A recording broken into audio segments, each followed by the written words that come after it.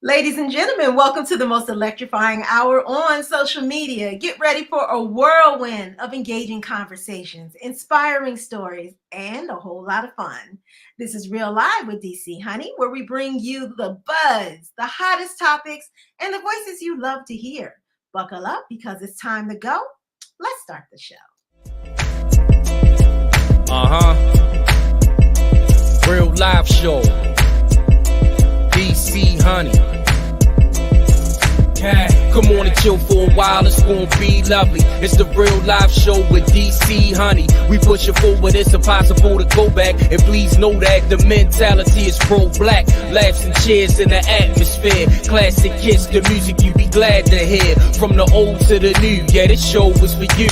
And everybody striving to grow and improve. We glad to be alive, raise your glasses to the sky. If your energy is negative, you have to say goodbye. Nothing sad or basic, we past the hating. Great imaginations, collaborating. The vibes all positive, this is a must. Multi-million-dollar ideas we build and discuss. Take a listen, you ain't gotta be socially distant. Even though we different, we all are gifted. With blessings overflowing, it's all love we showing. The party here will not stop and keep going. The queen is controlling all records to spin. Bet your money on her, she expected to win. She blends soft with the rugged, I swear you gotta love it. Verse from Mark Math and B from Reggie Ruckus. Now that you tuning in, it's something you'll do again. Cause the music make you feel high, now it's getting real live.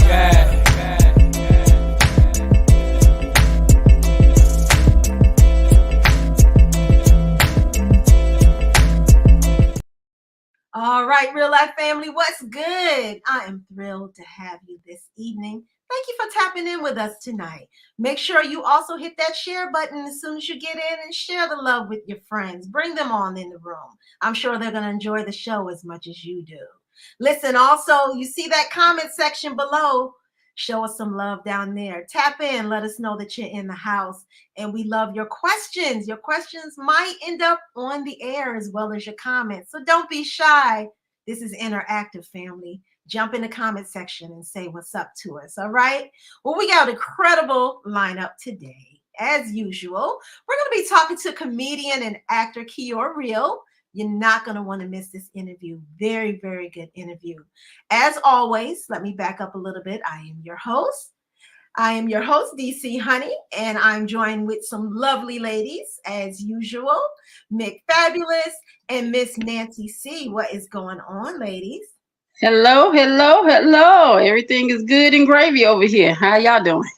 We doing all right. Doing all right. It's actually been a day. Yeah.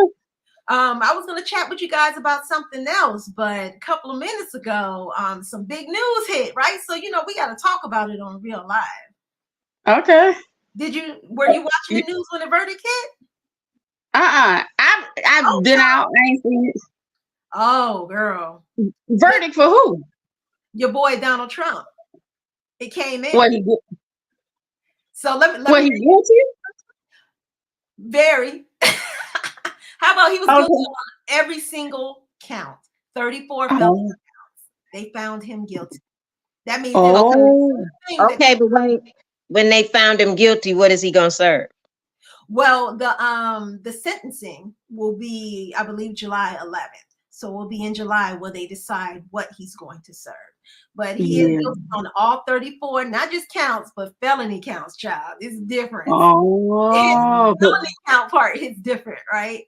So, landmark ruling. Everybody's going crazy over this. And of course, you got folks on both sides. The charges span a wide range of offenses, including fraud, if you remember, corruption, and obstruction of justice. So all the charges fall into. So, of course, they had the crowds outside the courthouse eagerly awaiting the outcome. The jury couldn't have been gone that long. I think maybe a day or 2 days at the most. No, I missed all of that. I wonder if he's going to actually serve time, though. That's what I just said. You found him guilty, but what is he gonna serve? That's a lot of charges. I don't see him just going home. I 34 don't counts. see him Let's say going they even home. give him like 1 year per count. That's still like 34 years, and the man's already in his 70s. So Yeah. yeah, he ain't getting out. Well, He'll be the first president to serve time. For time. Yeah, yeah. So it says the verdict sends a clear message that no one, not even a former president, is above the law. The sheer number and severity of the charges reflect the extent of Trump's alleged misconduct during his time in office. And that's just one thing. That's what's a drop in the bucket. But politicians from both sides of the aisle have weighed in on the verdict, with some calling it a victory for justice and accountability. Others, of course, are going to decry it and say it's a witch hunt. His word say it's a witch hunt and Biden was after him, blah, blah, blah. Oh, wow. Well, either way, I'm still not voting for Biden again. No? Yeah. No. What about the independent? They got to get somebody else. Biden done rolled his time out, so I'm good. I'm good. I'm good. So I ain't never been on the Biden. I never been on the Biden wagon, honestly. Yeah. Yeah. I've always said, give it to some younger folks. I mean, come on. Yeah. Stop holding on to that power so tight. I mean, come on. Yeah. Yeah. I wish. Yeah. Yeah. I really say that the one thing that I feel that Biden got in was because that he was under the Obama administration, and then look who he was up against. So we didn't have anything else, or not anyone else. So it was either that or take that, and we didn't want that. So that's where it went. So yeah. So big day in America today. About the news a little later on in the show, but that was breaking news. We had Yeah. Wow. He's going down, y'all. He's going down. Ooh. Sad day. What's that for me? Yeah. Finally, you can see where some justice is getting taken care of. So exactly. It's not a sad day for me. But all I'm gonna go back to Cat Williams. He said 2024. Showing up everybody. Hey. So if you got your video card on, this is what? This is June, pretty much. Yeah. Put this on your card for June. And I'm gonna make that a song. Even though I'm riding off of his melodies and everything, but these houses of fames, they catching fire, they coming down. Yeah. Hey. Yes. Yeah. Who's next? Hey, it's a roll of them. They coming. Well, let's turn our attention to our guest. I do want to bring her on. She is truly inspiring, and she has an incredible story to share with us tonight. She's a comedian. She's an actress, a content creator, and she balances her own vibrant career with being a mom to 3 daughters and a grandmother to a granddaughter. Hailing from Beaufort, Georgia, in Gwinnett County, she's been making audiences laugh for about 7 years, and she's been acting for 2. But her journey hasn't been easy. She's faced significant challenges, including time behind bars and periods of homelessness. But through it all, she's persevered and she's emerged even stronger. And she's now dedicated to inspiring other women to keep striving no matter what obstacles they face. Please welcome Keyor Real to the show. Good to see you. Uh-oh. You muted, hun. We got you. Uh-oh. She muted. Yeah. Oh, you muted it. That's what it is. On your end. I'm sorry. I was like, hey, everybody. Hey. It's such a pleasure. See, that's part of my comedy. I'll be messing up. Jesus, take the wheel. We really it's such a pleasure. Thank y'all so much for having me. It's such a pleasure. Thank y'all so much. Absolutely. You're so welcome. Very inspired by your story, and I can't wait to share your story with our listening audience. So let's start there. Let's start what it was like growing up in Beaufort, Georgia. Has your hometown influenced your comedy today? Oh man, so growing up in Beaufort was like a small town. It's kind of like Cheers, it's like where everybody knows your name. Like everybody knew everybody back then, but because it has grown now, Now everybody don't know your name because it's like, where you from again? But back then it was just like a small town that only had 3 schools. You know, it had 3 schools, like 4 churches. Um, it was very country, a little small town, up in Gwinnett County.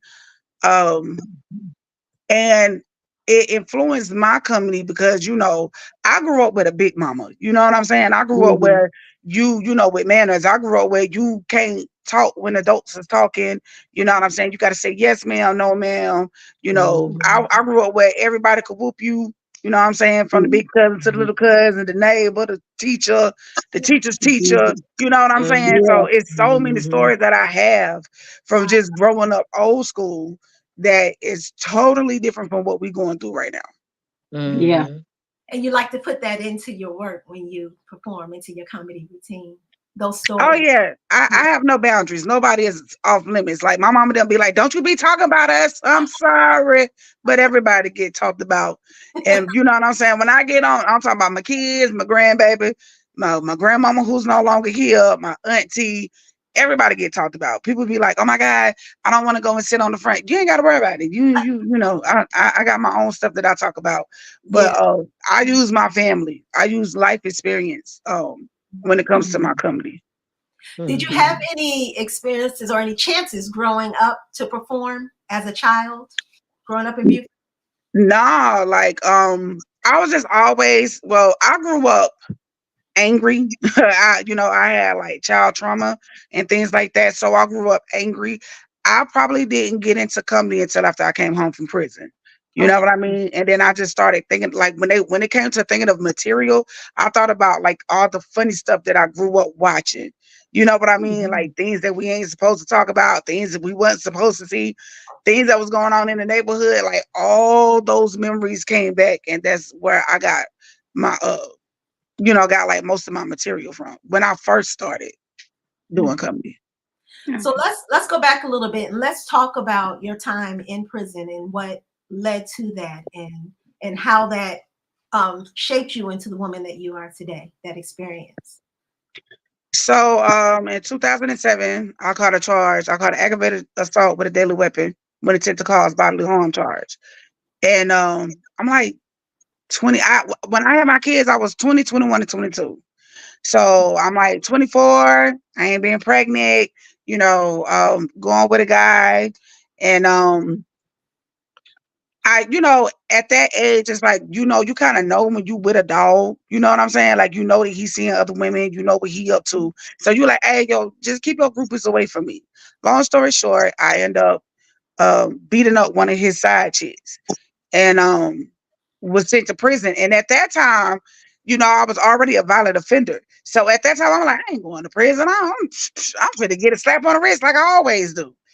And when she hit that gavel and was like 10, do 4, boom, I was like, wait a minute, do I do the 10 or the 4?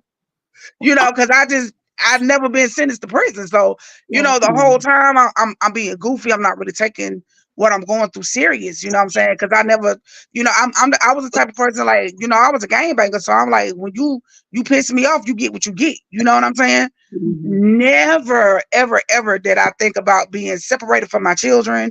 Never did I think about I was going to do time or any of that. So I get sentenced and it didn't hit me until I got to prison. When I got to prison, we went. It's called the SMU, the single man cell, the single man unit.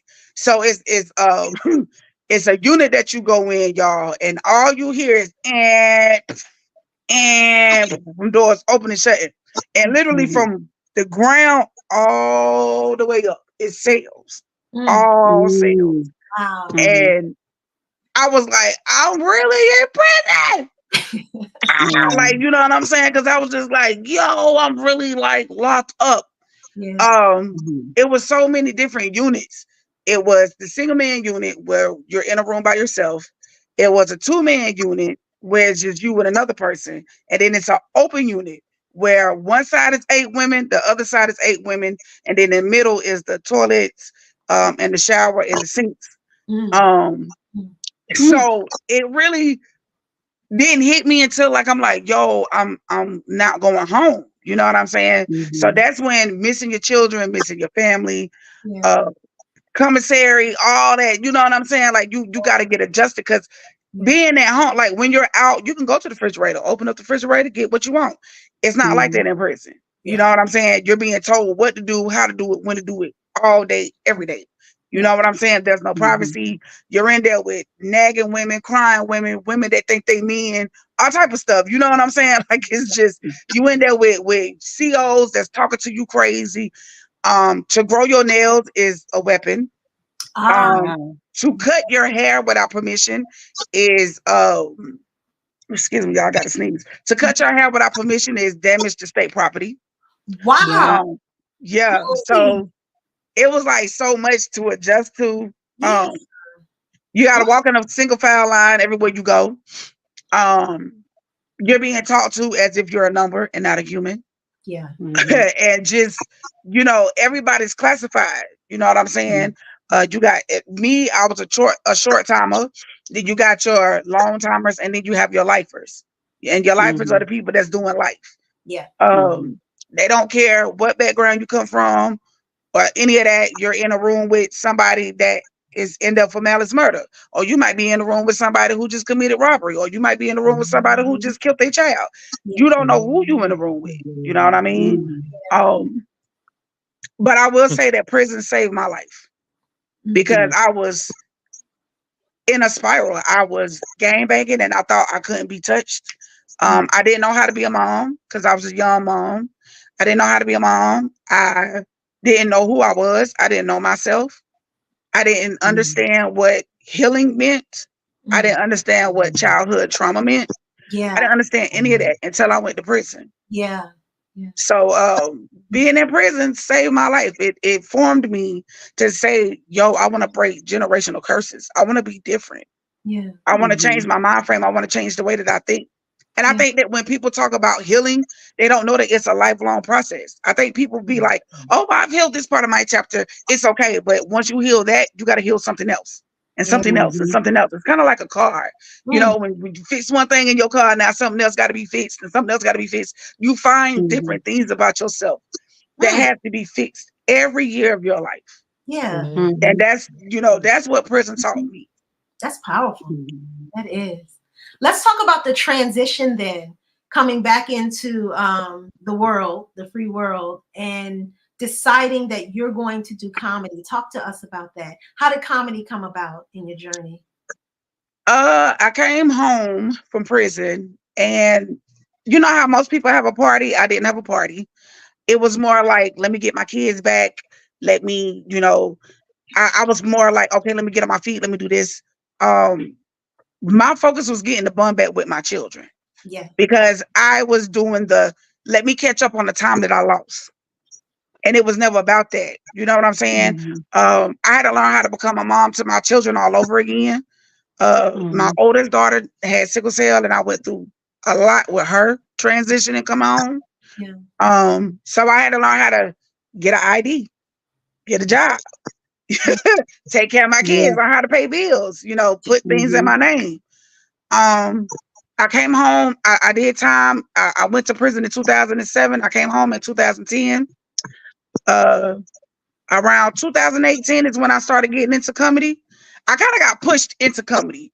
I was in a group that used to dance, and the choreographer at the time, he's a real funny guy. Shout out to Marcellus. He was the choreographer of the group. And, you know, when we would take breaks during choreography, I would make people laugh, you know, just being me, being silly, you know, talk about, you know, what it was like being in prison and things like that. Yeah. So he was like, yo, you really funny. You ain't never looked into being a comedian. I was like, man, no, you know, things like that or whatever. So one day I get a text and he's like, yo, these people are going to call you and they want you to do stand-up comedy. And I was like, are you kidding? And he goes, no, they're really going to call you because they're looking for a comedian. And I'm like, but I'm not a comedian. He's like, well, you a comedian today. So they hit me up and they're like, hi, you know, Marcellus referred you. And, you know, he's saying that you're really funny. And I've never been on the stage, y'all, ever. I've never been on the stage until that time. And so I go on stage. Everybody else got 10. It was my first time, and I got 20. My family came out. My family came out, showed out. I rocked the show, and comedy just took off. It just took off from the. It just took off. And it wasn't a plan. And I think it goes back to saying, if you want to hear God laugh, tell me your plans. Because I never planned on being a comedian. So it's funny what God has in store for you, because being a comedian was not on my bucket list. Right. And I got into doing comedy, and it took off. Wow. It just took off. Would you consider that to be your breakthrough moment? Or over the past 7 years, was there another moment that just like made you? Oh man, I have so many moments. I think the moment for me was when I went to an audition. It was a country Wayne audition at a place called Greenlit. Shout out to Greenlit, y'all. I went to a place called Greenlit, and it was for audition for the country Wayne to be in his skits. And I'm thinking, oh my God, I'm going to see Country Wayne, but he wasn't there. But Michael Anthony was there, Roro, Amber, Munchies, Jordan Jackson, like everybody who you see in his skits, all of them was in the room. On top of 500 other people that were producers and writers and people who were just aspiring to be somebody great. Greenlit thing is don't wait, create. And I'm in here, and I'm with people that I don't know. Like it's just me and my manager, and we don't know nobody. So she's like, when the audition gonna happen? When the audition gonna happen? So we thinking it's an audition, but really it was a networking event. So I saw some ticket raffles when I got in there, but I didn't buy no tickets. So the lady, the head lady of Greenlit, she was like, I normally bring 3 people up, but I'm feeling lucky today. I want 5 people up here today. I want 5 people to come up here. So she was like, everybody buy a ticket. So God was like, buy 5 tickets. I bought 5 tickets. The 5th ticket that I bought, she called out. She's like, I'm letting y'all know now. You get up here and you be on that shot stuff. I'm gonna put you down. I'm gonna make you go sit down. So you better come up here and do your thing. Y'all, if I was a cartoon, my heart would have been like, I was like, oh my God, I have no material. Oh my God, I don't know, but I'm panicking. And my manager like, you better fix your face. But I'm panicking because I'm like, I don't know what to say. It's 500. I've done 10 people, 5 people, 50. 500? Never. So make a long story short, y'all, it was my time to go. I had 1 minute, 60 seconds to make everybody in that room laugh. Long story short, I won the money jar. I made everybody laugh in 60 seconds. And that right there told me, yeah, it's time for you to be a comedian. Because everything I did was freestyle. Would you be able to do that 1 minute again, like right now? Yeah. Okay, let's do it. Let's do it. Yeah. So if y'all gonna get offended, I'm gonna go ahead and tell y'all now, don't get offended. My daughter is a part of the LGBT community, that ABCB, I don't know what you want to call that, but yeah, so I knew that my daughter was gonna be one of those carpet munchers, lickers, whatever you want to call it. I knew she was gonna be that when she was 3 months old. She's sitting in the chair and I'm walking past her and I'm like, anybody ever did that before? Y'all ever let the child like, you just know something is up? You understand what I'm saying? So that's what I did. I was looking at her and I just happened to push her hairline back. Y'all ever did that? When you just do a child hair like this? That's what I did. I pushed it back. And I said, hey, she gonna be one of them lit lookers. And my baby daddy said, why would you say that? I said, look at her hairline. Who gonna love her like that? Ain't no dude gonna love her like that. You see them big hands? You see them big feet? She gotta grow into that. That's gonna be a big girl. Okay, she gonna be one of them LGBT, LIG type people. Okay, I already know it. So when she ended up coming out the closet, I already knew she was coming out the closet. I told her, come to the light, Keyor Real. I've been waiting on you. I've been waiting on you. You got my laugh in 1 minute. But that's what it was. Like, people be like, how did you know that your daughter was gonna be gay? I listen, baby, that hairline gave it away. She had big feet, big hands. I just knew. I was like, yo, that's gonna be big shit. She gotta grow into that. And my baby daddy was like, maybe it'll shrink. Hey, hands don't shrink. Feet don't shrink. You see how big them feet is? What's she gonna do? Go get her hair taped with a boyfriend? Yeah, no, that ain't gonna work. No, she gonna be one of them. She gonna be one of them. I was accepted of it. I have 3 daughters and I love each and every one of them to Yeah. death. And, I always tell them to love yourself and be the best version of you that you can be. You know what I mean? Because this world already gonna tell you what's beautiful, what ain't beautiful, what's this, what's that. You tell yourself that first. Yeah. Don't let the world determine who you gonna be. You do it yourself. When you wake up in the morning and you look in the mirror, you tell yourself, I am whatever you want to say. Whatever type of affirmation you want to give yourself, that's what you tell yourself every day. So like you Yep. described, your personal experiences kind of influence your content creation as well as your material for stage. Is that correct? You draw Mm-hmm. from your life experiences. Yeah. Cause you see a lot of stuff when you homeless. Like I saw a cat get beat up while I was sitting in my car being homeless, and I just thought I thought it was the funniest thing seeing a cat get beat up. And I mean, like, you know how you just be dozing off and you hear something subconsciously, and I hear a cat like help, help. There was a cat getting beat down by another cat. Like the cat was just like, yeah. You know what I'm like? In my head, I'm like, yo, I know I'm not watching this. I know I ain't watching this cat get beat up. And then the owner came out and she tried to hit the other cat with her shoe, but she ended up hitting her cat. So then her cat got up and hissed at her and they started arguing. It was so funny. Like it was just like, yo, am I really watching this? And I'm looking around like, don't nobody else? Y'all don't see this? You see the funniest stuff when you locked up. I saw 2 people in a wheelchair holding hands going down the street.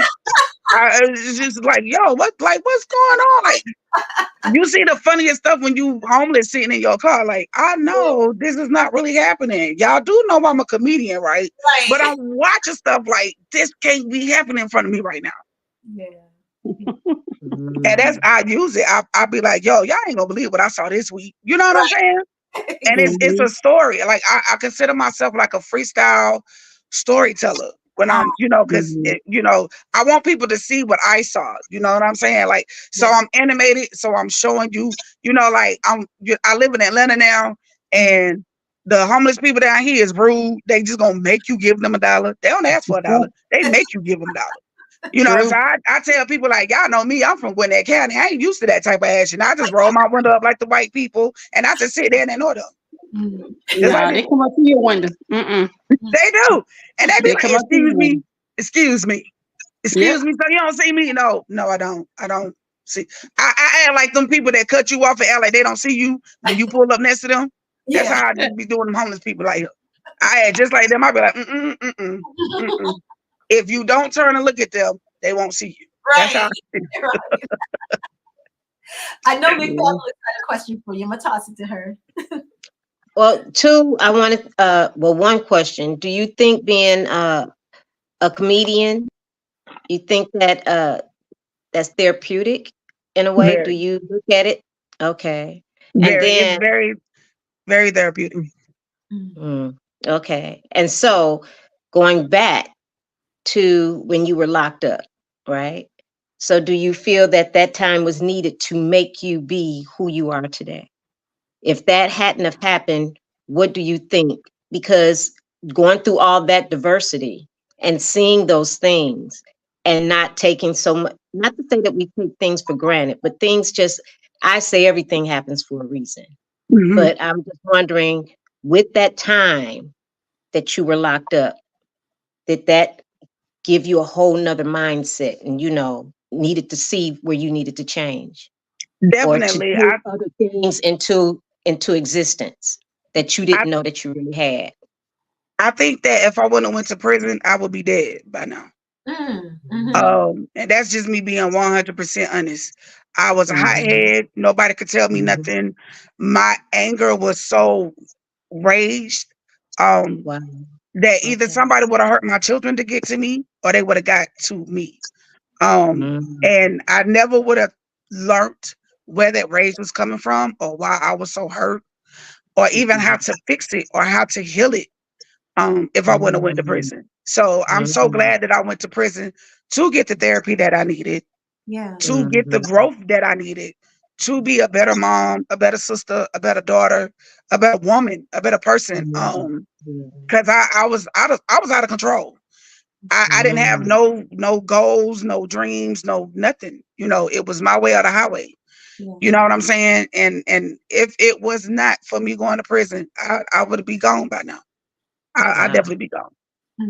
That's inspiration, It you is. know, Yeah. because you have some that go in and they go into a shell and become worse. But like I said, everything happens for a reason. But look at where you are today. So that's commendable. And that's just to show others that even though sometimes we have to go through the fire to come out and be shining bright, you know. So I commend you. That's Thank a you so wonderful. much. Yeah. Nancy? Now I know that comedy is therapeutic. I do my best to, keep people, smiling because not only is it therapeutic for you, but when you help other people laugh, that helps them to get over the crap that they're going through in life. But flipping it back to prison, did you use your comedy to survive in prison? Or was you just that tough chick that was going to Oh fight yeah, everybody? I was the one that was getting commissary for protection. They paid me to protect them. I was, they was like, oh no, she the head buster, baby. We gonna pay her. You know what I'm saying? So people would be bringing, like when they went to store, they would bring me their food. Funny story.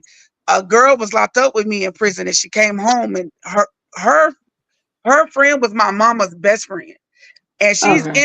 at my mama them house, and she's like, hey, it's a girl in there. When she say jump, they jump. When she say sit down, they sit down. They bring her food, da da da da. And my mama said, well, what's her name? And she said, I think her name Keyor. It's a weird name. And my mama said, oh my God, that's my daughter. She said, well, you ain't got nothing to worry about, because baby, the COs don't play with her.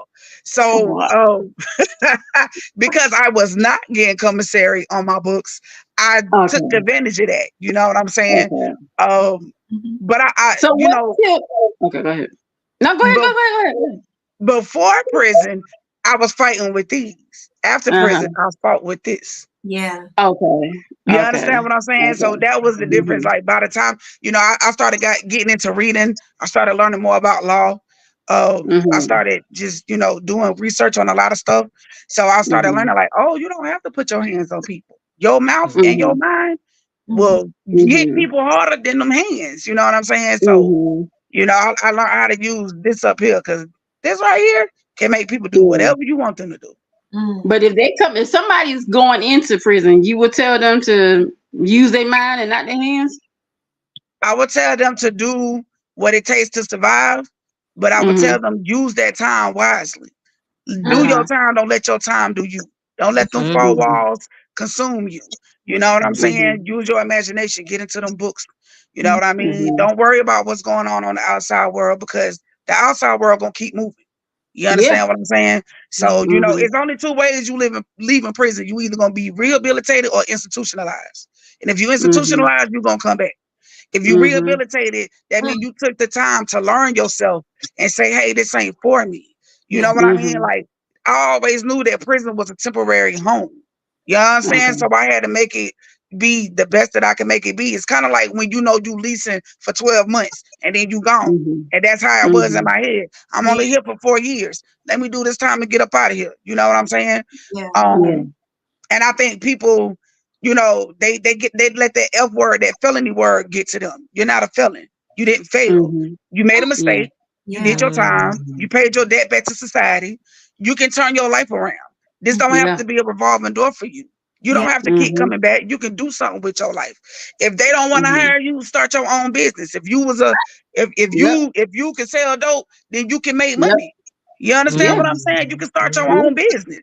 If you can braid hair while you in prison, you can braid hair when you at home. So you know what I'm saying? Like, turn whatever your talent is, turn it into a business. I could have turned me being a protector into a security job out here. You understand what I'm saying? So you gotta learn how to improvise when you at home, and you gotta learn how to do things. Lucky for me, I know how to speak to people, and I know how to, use my mouth to be inspirational.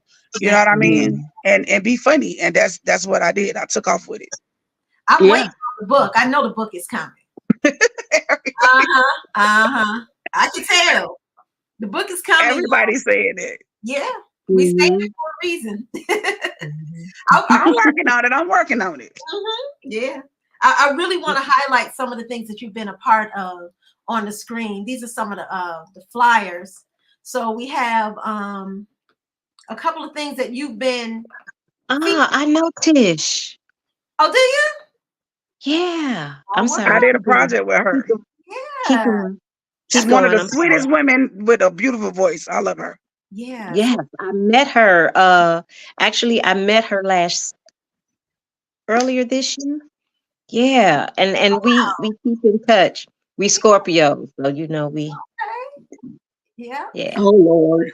And they had the stand-up business comedy, but you featured on the flyer there. But this is what I'm trying to get to. I know this was a huge moment for you. Oh wow. This VIP Access comedy hosted by Kenan Thompson. Tell us what that was like. Yeah. Man, that was an opportunity where I was just like, yo, is this really happening? Shout out to Cherie, which is his right hand. She like his right hand man. Yeah. Mhm. You had to do auditions to even get there. And I skipped the auditions because somebody spoke up for me. And Cherie saw me, she went on my page. And that is an experience of a lifetime. Yeah. These are people who really believe in you and they push you and they they teach you different things. They teach you how to do clean comedy. They teach you how to clean up your comedy. They teach you Wow. how to relax in your jokes and don't worry about the time. Man, it was just so much stuff that you had to learn in like 3 days. You know what I'm saying?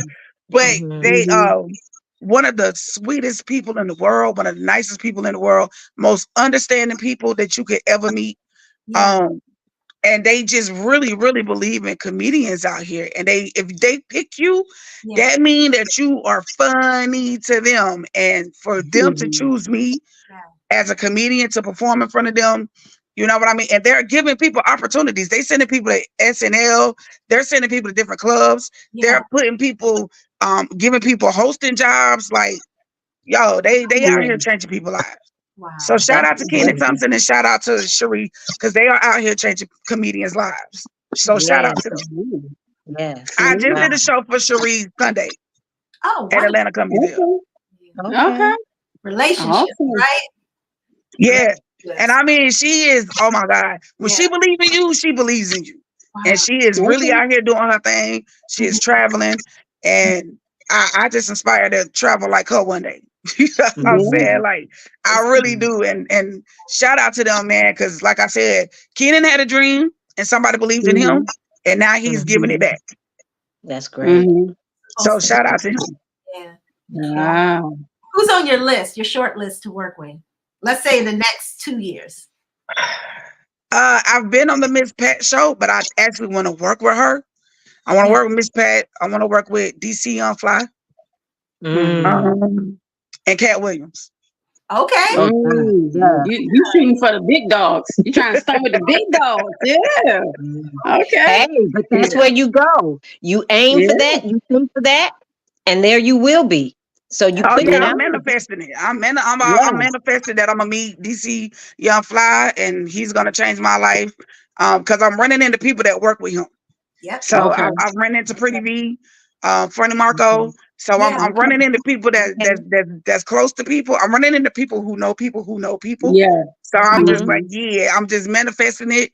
And you know what I'm saying? I'm just, I'm like, yo, even though you're going through what you're going through, keep manifesting because words are powerful. And That's you know what I'm saying? I just got to remind myself that I might not be where I want to be, but I'm not where I used to be. Yeah. And I'm on the other side of the grass. So, so for every day that I wake up on the other side of the grass, babe, I got another chance to do what I need to do. So, And you've heard that saying, those that show up, go up. You're going up because you continue to show up. Thank you. Every opportunity you show up, and that's how you're getting in those circles and meeting those people. So you're doing it. It's happening. It's happening. Yeah, I had somebody that told me when you're sleeping, your name is in somebody famous mouth. Yeah, and there's a lot of because I've also for as many opportunities that I've made, there's a lot of opportunities that I've missed, and I beat myself up for it. And I had somebody.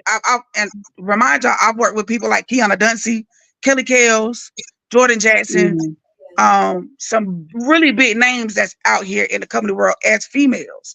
Yeah. And Kiana Duncy told me that dreams do come true. And I remember Kelly Kells, I remember working with her one day, and I said, "Oh, I want to take a picture with the stars." And she kind of looked back at me and said, "You are a star. That's why you're here." Mhm. And I'll never forget her telling me that. Yeah. I want to ask you something real quick. How old are you, if you don't mind me asking? I'm 41. See, so that lets people know that it's never too late. That's why I asked you that. Yeah. So some people think if you don't hit it in your 20s, then it's pretty much over with. Nah, you ain't dead yet. I saw a thing that Leslie Jones said, and she was talking about like Vera Wang and a couple of people that was 45. 50. 44, 41, you know what I'm saying? When they made it to their prime, when they really made it big. And people got to think, Steve Harvey didn't make it big till he was in his 40s. That's right. So all these people that y'all are seeing, they didn't make it big till they were in their 40s. You know what I'm saying? I hear a lot of people that got the same story as me about being homeless and striving and going. And it's hard. It's hard as hell. Like I said, when I was working with Kelly Kells, I was in awe working with this lady. Like, how did I get the opportunity to share the same stage with this woman? And like I said, her telling me, you just the look, y'all, the look when she looked back and she said, "You are a star. What you think you're doing here?" I'll never forget that. You know what I'm saying? I wasn't beneath her. I wasn't above her. I was on her level. And that's what she put me. And there are so many people that you will meet out here that they will put you beneath them. You know what I'm saying? So I've been blessed in this career to be around humble people. Yeah. And that's what I want to tell anybody. When you come in this game, put yourself around humble people. Put yourself around people that are just as hungry as you. You know what I'm saying? Put yourself around people that ain't afraid to laugh with you. You know what I'm saying? Because you got some people that if you funnier than them, they're not gonna put you up. But Kelly Kells, Kiana Duncy, those are women that will put you on stage. Kay Davis. It's so many women out here of color that's hitting the stage that if you're funny, if you show up, they're gonna bring you up. That's you know what I'm saying? And I love that part of the game. That will keep me going. Because there's so many women out here that's doing it. Yeah. I hope you meet Lunell. I heard she's good at, inspiring people and putting them up. I heard she's good with that. So I hope you meet her. I've been compared to her. Like my comedy is like her. So I definitely, she's a legend in my eyes. Yeah. So I would definitely love just to sit by her and take in knowledge because I feel like in life, that's the great thing about wisdom. You're never too old to learn. And that's where wisdom comes from. Because wisdom never dies. You understand what I'm saying? So, don't never feel like you at the top of your game. Well, can't nobody tell me what to do. You're always able to learn. That's right. Always. So true. Yeah. So true. Yeah. Tell the people what you have coming up. Where can people see you soon? So y'all can find me on BET on the Miss Pat Settles This Show on episode 12. Y'all that's find right. Y'all can find me on Tubi in a series called Collective Trust. Okay. Y'all can find me on Family Court that's coming out with Stevie Dre in soon. That's coming soon, y'all. It ain't out yet, but it's coming soon. What role do you have in that one? I'm somebody's baby mama. Okay. Okay. I'm one of the ratchet baby mamas. Yep. But y'all can find me on those. I got more projects coming out. If anybody ever want to catch me and see what I'm up to, see what I'm doing, you can always catch me on at Keyor Real on Instagram, TikTok, YouTube, and Facebook. But if you really want to know what I'm up to, you can always catch me on live and catch what I'm doing on Instagram. So I put all my flyers and everything out on everything. But if you really, really, really want to catch me, you can catch me at KUYOR REAL on all platforms. But you can, y'all see it right there. But hold on. Okay, let me go back on that one. Yeah, so y'all can catch me at, there you go. Y'all can catch me at Keyor Real on all platforms, Instagram, Facebook, TikTok, and YouTube. And if you really just want to know what I'm doing and what I got going on, y'all can always come see me on Instagram. Okay. we're really excited. We're gonna tune into Miss Pat. We're gonna be on Tubi watching the Collective Trust, and we looking forward to Steve's film as well, Family Court. So we're very excited for you, lady. You're doing it. Yeah. Thank you. Thank you so much. Thank you for Yeah. sharing your story with us also. We really appreciate it. And you know, we enjoy your company. So if you want to hang on for a little while, you know, you're welcome to. Did we lose Michelle? Yeah, she just fell out. Oh, I'm like, we're missing somebody. it happens. She'll be back. Yeah. We're gonna come right back though, and we're gonna do some news stories. So you're welcome to be our guest co-host for the evening. We have a couple more minutes. We're gonna talk about what's in the news and some new releases. So Oh, definitely. I would love to join y'all. yep, hang out with us. All right, you guys want to take a quick break and we'll be right back. This is Real Live. Thank you for hanging with us.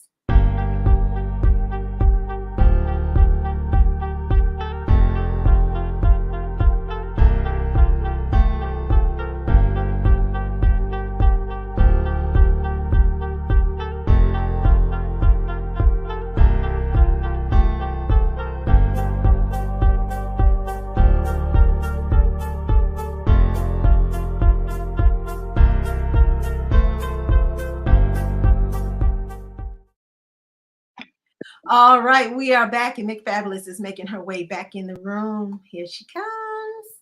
I just want to shout out to the audience real quick before we get started. Francis Walker says, good evening. Good to see you, Francis. You came up in the interview. Someone mentioned you, Francis, on Tuesday, Mr. Sykes. So it's good to see you tapping in. And also, of course, Kelsey West, our regular. Thank you, Kelsey, for tuning in. He says, good evening as well. Good to see you. Kelsey was also on the show talking about his HBCU tour. So good to see you both. Trying to get Francis on as well. She is an amazing massage therapist. And she's going to come on hopefully soon. I know I'm putting you on the spot, Francis, but to talk about the benefits of that. So we're looking forward to that as well. All right. Let's talk about some stories and some stuff that's in the news. Let me pull this man up first because this is who I want to start with. Have you seen him on your timeline? I sure have. This I haven't seen this one. Bizarre and disturbing story. It was circulating first on TikTok, and it captured the attention of millions, myself as well. This was the so-called Livonia prom murder story. And it's been revealed actually to be a complete fabrication despite its viral spread. So this was the story, you guys. Apparently there was his name, his quote unquote name was Douglas Barnes, right? And so Douglas Barnes was supposed to have had a son who got pulled over by an officer in Livonia, Michigan. His name was Mike McCaffrey. And his son, during the traffic stop, went to reach, for his papers inside the glove box, and Officer Mike McCaffrey supposedly shot him to death, right? So there was a trial, and the cop got off no charges. He was acquitted. So Douglas Barnes was in the courtroom. He vowed revenge, and he waited until prom night. Mike McCaffrey's daughter, her name was supposed to be Samantha, right? And the story goes that as soon as Samantha stepped out of the limo to go to prom night, Douglas popped up and pretty much aired her out, sprayed her on a semi-automatic machine gun. And then after that, he just sat down and waited for the police to come and arrest him, saying an eye for an eye over and over again. All right. That was the story. And it prompted a lot of debate, of course. It's a lot of people were saying, well, the daughter was innocent. He had no right to do that. Other people were saying, well, yes, that's true, but maybe it will slow these cops down now from senselessly killing our black people, our black men, So that was the debate that was going on. But it turns out, y'all, that this story was completely fabricated. Name and all. There is no Mike McCaffrey. There is no Douglas Barnes. And of course, if there's no Mike McCaffrey, there's no Samantha as well. So exactly. That's not good. Thank you. These images are realistic, but they are fake. And the audio, I guess there was a video. I didn't see it. Fake as well. Everything was fake. So that's not good. Wow. And I will tell you why it's not good. Yeah. It's not good because what that's going to do is put an idea in somebody's head Mm-hmm. to do something stupid like that. People, internet is. I love the internet. You know, I laugh a lot and get a lot of information off the internet. But that kind of stuff right there, that's just dumb. Just okay, but that's just my opinion. Yeah. Well, I was upset. You just brought news to me because I didn't know that it was fabricated. Because it was in a group that I'm in, and I said, well, like he said, eye for an eye. I don't condone violence anymore, but I was like, I don't condone violence, but hey, a child for a child. You feel what I'm saying? You know what I mean? I agree with what he did. You feel what I'm saying? Yeah. But to know that it was fabricated, like, come on, y'all. It's kind of like when the girl said she saw the baby on the side of the road and all that Mhm. stuff went. Like, come on, y'all ain't done with all this fabrication. Like, come on, y'all. Yeah. Yeah. And like you said, it's putting ideas in people's heads to do crazy Yeah. stuff. Yeah. Yeah, weirdos. And Oh I my will goodness. say What that was Livonia police did verify that this was fake. So the police department was like, this never happened. We don't even have a Douglas Barnes in Michigan living. This man don't even exist. So they did verify it. Yeah. Well, I'm But the happy it was fake picture, though.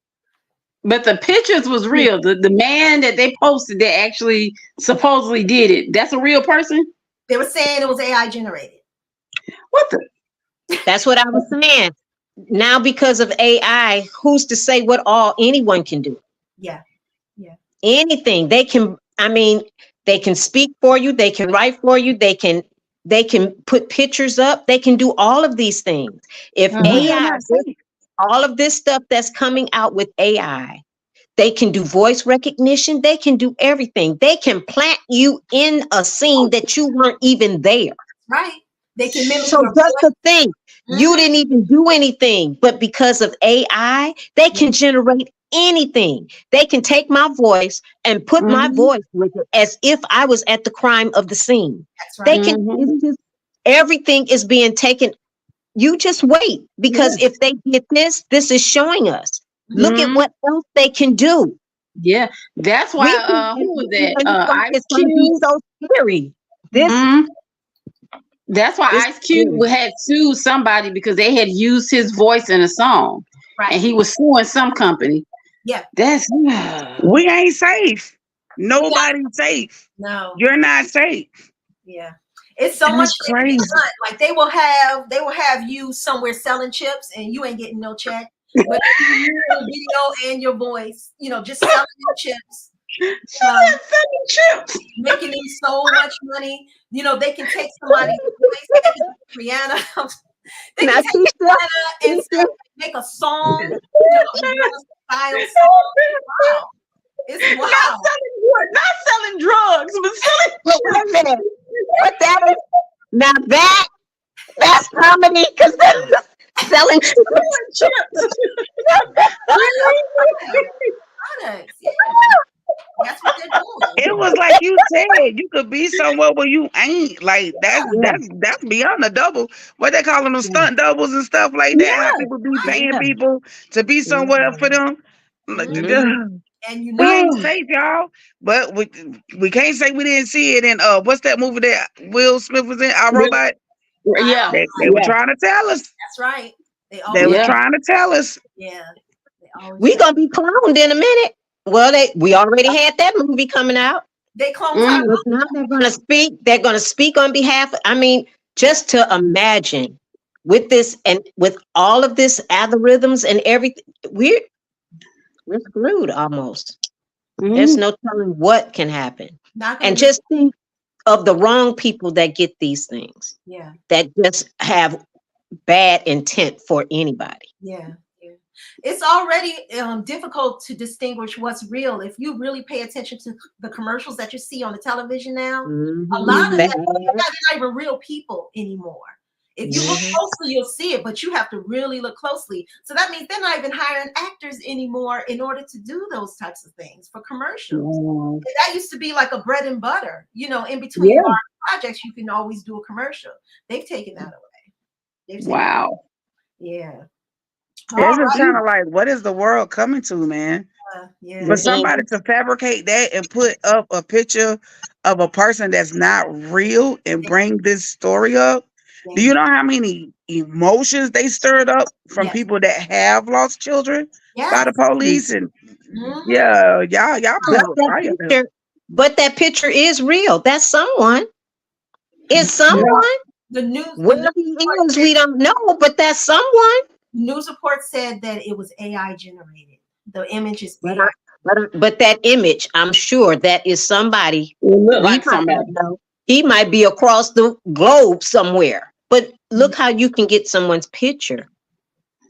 They just didn't generate that. Or That look at a you know, predicament that you could put somebody in. They like, so you the one who shot that man, yeah, daughter? And boom, you know what I'm saying? yeah, Alabama somewhere, and he's yeah. surrounded. Thinking he's a cop killer. Oh Lord Jesus, it gets so deep. It gets deep. All right, let's talk about this baby, y'all. Oh, bless her heart. I know, Mhm. little Northie. Northwest, she has been in the news because, and as you know, this is the daughter of Kim Kardashian, Kanye West. She's been in the news because she recently took the stage in a production of The Lion King, Mhm. showcasing her little talents. But it sparked both praise and controversy. She's 10 years old now. She played the role of, did she play the role of Nala? That's incorrect. I think she played Simba. Yeah, I think she did play. Yeah, I think it was Simba. Yeah, but it did ignite a wave of backlash on social media because people are saying, oh, the only reason why she got this role is because she's a Nepo baby. So what they're referring to is nepotism. So for those that are not familiar, nepotism is the practice among those with power of influence of favoring their relatives, their friends, and their associates, especially by giving them jobs. So we call it the hookup, right? Mm-hmm. Nepotism is giving somebody the hookup because you have power, and so you're getting your people in, people in.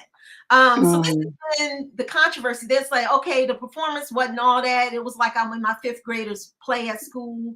How did she get this role? It's only because of who her parents are. So they're saying there's too much Nepo baby stuff going on.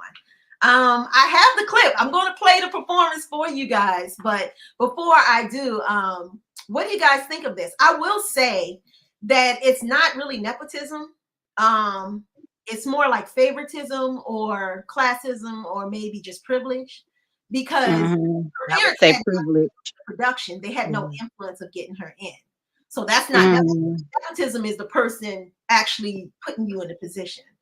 But what do Mm-hmm. you think about this? What do you think? I heard that, and I don't know how true it is, but I heard that it was another kid that was supposed to play that part, Yeah. and that kid could do the singing very well, and they just brought Northie in and just fired the other kid. Mhm. And so, I'm like, well, okay. And then I read some of the comments. The comments was funny. Somebody's like, if they wanted to hear screaming, they would have just stayed at home and listened to their kids, I was like, oh my God, they was dragging girl. They was dragging her. They was dragging her. So I'm like, ooh, well, okay then. Now, Babe's daughter, when she first came out, Blue, when she first came out, everybody was talking about how she was moving stiff and moving like a robot, but she got better over time. I don't know if North is gonna get better over time because Mhm.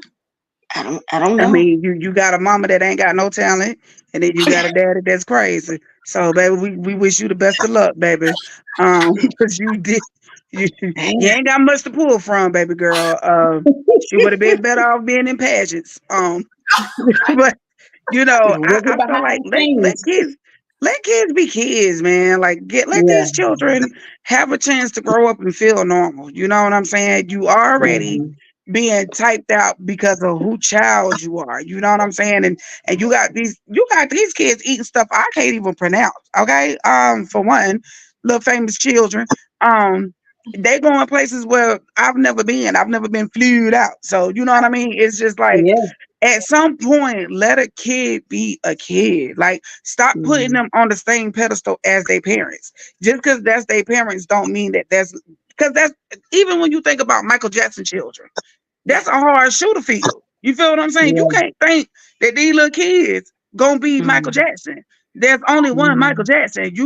You got impersonators, but you can't expect for these children to be just as talented or anything like their parents. You know what I'm saying? So at this point, like, let kids be kids. Like, if she was gonna scream, it ain't no different from if your little nappy headed ass child was up there screaming like hell. So just let the girl go out there and be a damn kid. She already act like she grown as hell. Let the child be a child for once in her life, you know.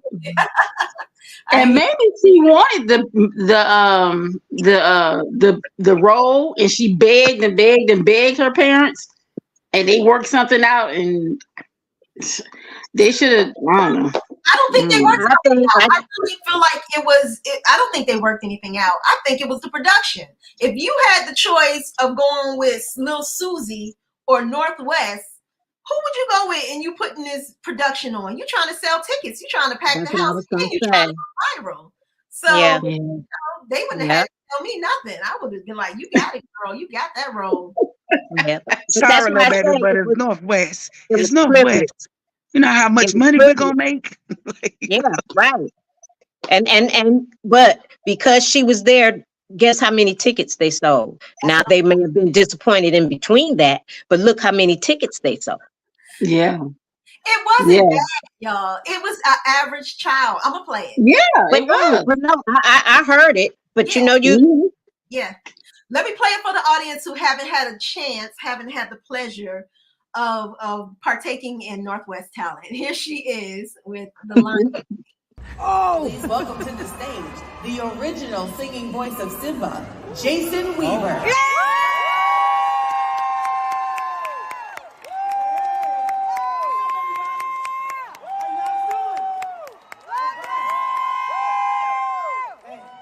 So listen, I was 12 years old when I recorded the singing voice of young Simba for the 1994 production.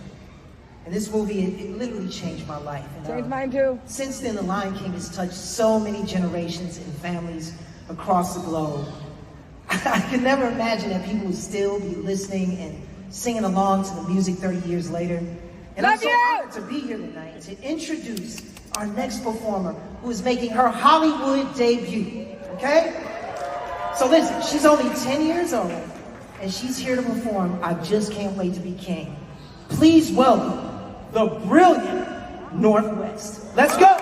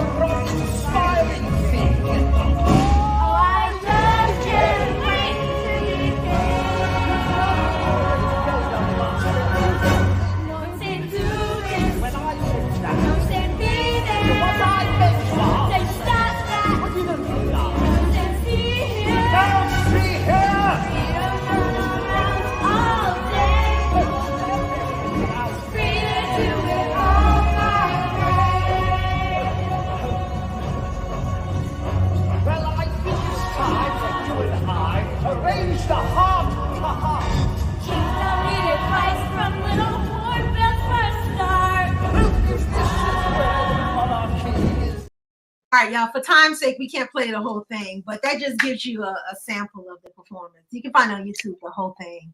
But shout out, they were going on tour, they would sell out still. But I think. Yeah, but I want to say first, shout out to the white audience member that was like, "Oh, that's Beyonce's kid." I was gonna say that. I said, "Lord have mercy." There had to be somebody white. There had to be somebody white. It was, but I mean, she's a kid, and I think, you know, some of the criticism that's going at her, that she's a kid. Yeah. You know, don't do her like that, because that can stump somebody. But I think she was a kid. She was singing, okay. But I think people are mad. You know, it's because of our day and time. People can say anything they want. On social media. They can rip you Mm-hmm. And then they'll get in the face and be, oh, you so cute. Can I take a Yeah. picture? Yeah. You know, Mm-hmm. so it's They wouldn't she's a go up to kid. Kanye and say anything. Nope. Mm-hmm. Oh, They wouldn't go no. up to Kanye and say anything. Mm-mm. No, they'll be taking a picture with Kanye. Stop it. Yeah. Now Yeah. I will say she wasn't off key. She sang on key. No, she Moved did. She along. was a kid. I think she did. She didn't sound bad at all. She But for worked. them to Mm-hmm. say she was screaming, I think she did. Yeah. She's a kid. I think she did Yeah. okay. She worked the stage. She knew Yeah. her piece. She did Yeah. everything she was supposed to do, and she wasn't Right. afraid. That's what I Right. love. She had stage presence. Wasn't Yes. afraid at all, and she delivered. I mean, Yeah. I think she She did did a good okay. job. Yeah. yeah. Because I don't hear them saying nothing about T.I. daughter. She and everything. And Yes, she, he you is. know, that little girl and everything doing her thing. So I mean, she did good. Yeah. They pick and She did really choose. good. Yeah. Shout That's out. what the internet does. It pick and choose. But you know, the internet, they can say any kind of thing. They can dish you, lift you up, anything behind those screens. Yeah. Yep. They get in your face, it's a whole different issue. Yep. They'll want to interview. I bet that if they can get an interview, I bet they will because they know it's going to hike up their numbers. Yep. So they can say anything on the internet. And to me, Mm-hmm. it's just like being bullies. You say Yep. all of this stuff, but then you don't come, but when you're face to Right. face, it's a whole different issue. So And Shout I I think out think she did Northwest. You good. did a She's a great kid. job, baby. Northwest, you did a good job. absolutely. Yeah, Kudos to you, baby. Mm-hmm. yeah, she did good. She's a kid. I feel that Yeah. some of those you should never do to a child. Yeah. Never Mm-hmm. do. Yeah. How you look as an adult bullying a child anyway? That's ridiculous. Yeah. That's so ridiculous. Yeah. Yeah. All right. Well, let's move on. We have a couple stories. Do you guys want to talk about that Missouri fight, or should we go around go to some new releases, some stuff that's coming out? Is that- Let's go to new Mm-hmm. releases. But Yeah. I mean that can wait. But new releases because isn't the Bad Boys coming out on the 9th? Well, yeah. Well, we did talk about the Bad Boys. It's coming out. Yeah. I think the 7th or something like that. Yeah. Yeah. So we're gonna reset and we're gonna talk about two things that are coming out that you guys might want to be a part of. So we'll be right back. Let's take a break.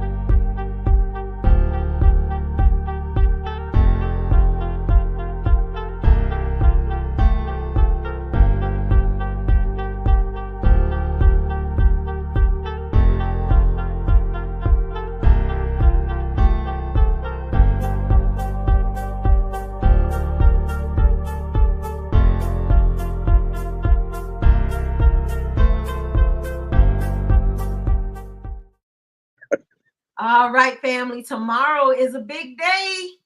Eminem is dropping a new single. It's called Houdini. He is dropping that tomorrow. So music fans around the world are very excited about this.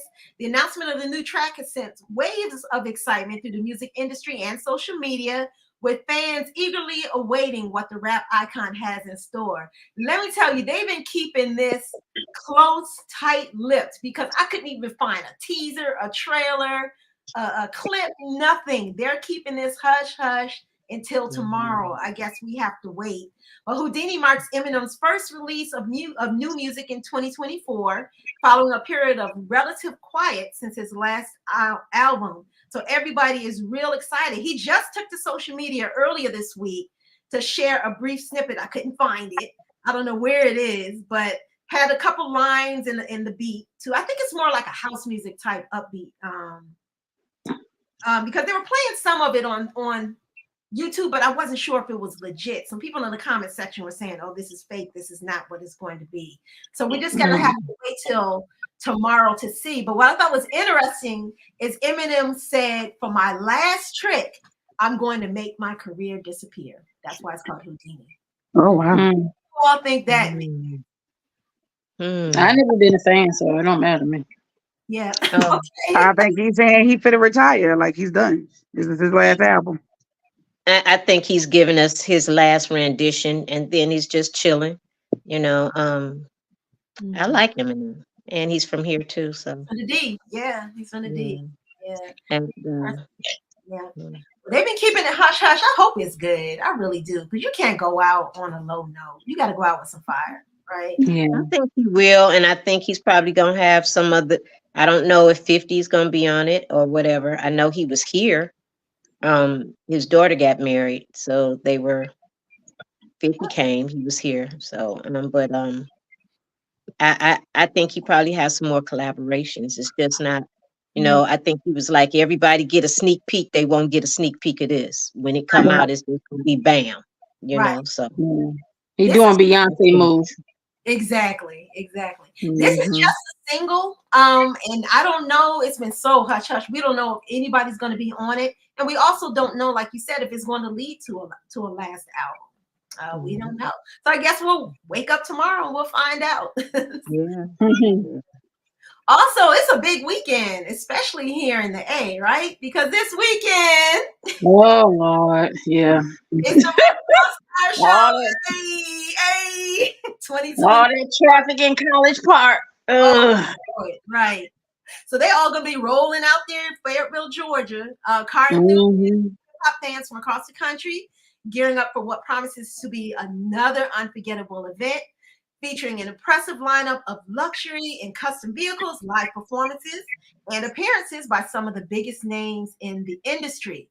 Rick Ross, known not only for his music, but also for his love of cars and animals, right, has been hosting this annual event to showcase his personal collection and those of other high-profile car aficionados. This year's show is expected to be the biggest yet, with rare and exotic cars, including vintage classics, supercars, and unique custom cars.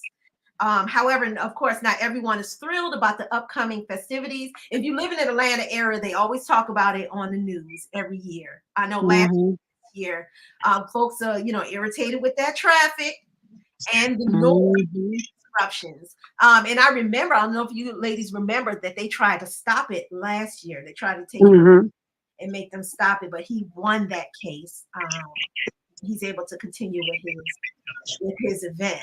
So local resident Sarah Thompson said, "We respect Rick Ross and his success, but this event brings so much chaos to our neighborhood.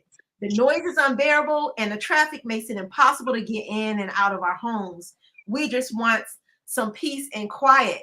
Now, I was watching the news today and there was another neighbor, and she said, "Yeah, it's noisy and it's a lot of traffic." She said, "But it's once a year, and y'all need to stop acting like he's the only one that be throwing big parties around here." She said, "Because there's more y'all that be throwing big parties."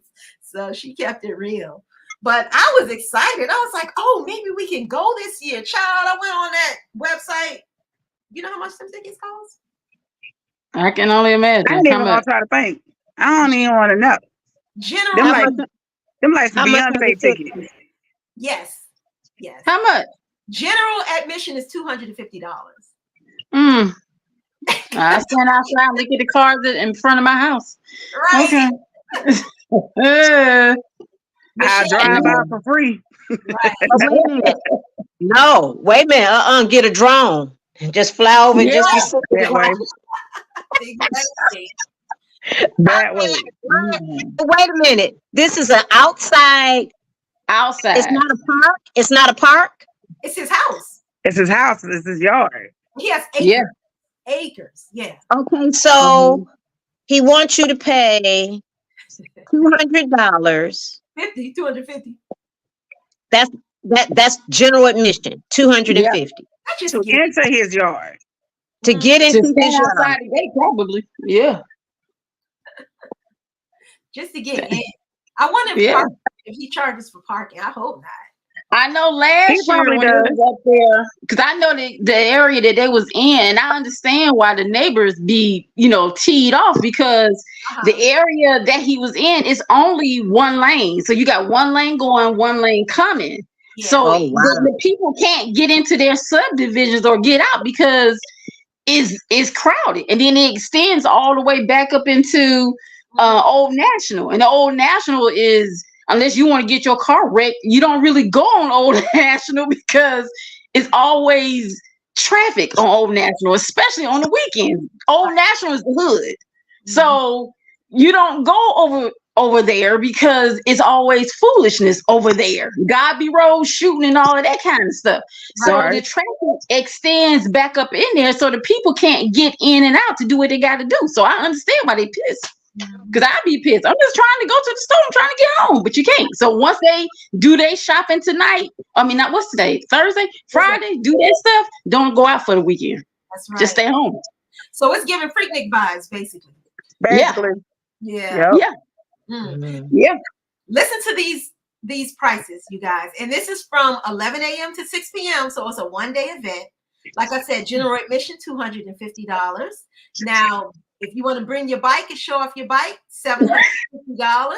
But you get 2 tickets. You get 2 tickets with that. VIP parking. VIP parking, $500. All right. Car participants, you want to show off your car?